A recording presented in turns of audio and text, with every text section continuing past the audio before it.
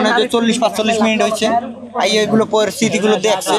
আমি এবার এই সাইডে সিগারেট নিতে দেখলাম। আমি দেখার পরে মনে করেন ওই কোনায় গেলাম সিগারেট আনতে, ওইটাও দেখলাম। দেখার পরে এদিক দিয়ে ঘুরে আইসা ওই দিক দিয়ে যাইয়া পরে আবার রাউন্ড দিয়েছে। রাউন্ড দিয়ে এখানে মনে করেন যে গুলি করে 8 রাউন্ড টোটাল গুলি করছে। 6 রাউন্ড গেছে মিস, 2 রাউন্ড হলে গুলি একটা লাগছে মাথায়, একটা লাগছে বুকে। যখন মাথাটা লাগছে হাত দিচ্ছে না, এদিকে জন করছে এখানে পড়ছে। আচ্ছা, আপনি বলে এখানে প্রশাসন ছিল? হ্যাঁ, প্রশাসন ছিল। প্রশাসন বলতে কি? আরে ও ওসির গাড়ি ছিল, পুলিশের গাড়ি ছিল? পুলিশের গাড়ি ছিল। এখন হলে লোক ছিল 3। এখন তো 206 রাউন্ড গুলি তো লোড দেওয়া থাকে না? এতর কাছে তো 206 রাউন্ড গুলি লোড দেওয়া থাকে। তারা যদি যাইতো সাধারণ জনগণই ধরতে পারতো।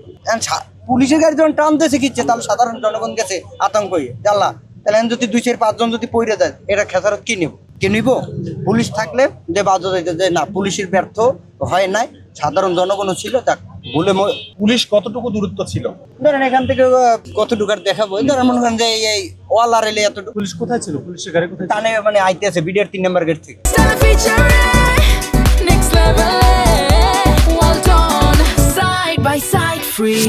আমি ওই কোনারে দাঁড়ানো ছিল, দাঁড়াই সিগারেট টানতে। যেটা লিগাল কথা, আমি চা খাইছি, সাইকেল ঠিক করবো, সাইকেল মুছে টুছে তেল পানি দিছি। দেওয়ার পরে দেই যে গুলির আওয়াজ নেই, মানে কোন দিক থেকে। এখন তো মানুষের তো ভয় সবারই আছে কম বেশি, যে কোন দিক থেকে। পরে দেখতেছি যে না, হুন্ডের উপর থেকে একজন ক্যাপ পরা, মাথায় হেলে ক্যাপ, মুখে মাস্ক, সাদা টি শার্ট আর হইলে জিন্সের প্যান্ট পরা ছিল। এরা তো আসছে তো ওদিক দিয়ে ঘুরে আসার পরে সে ওই লোকে চা খাইছে এখানে।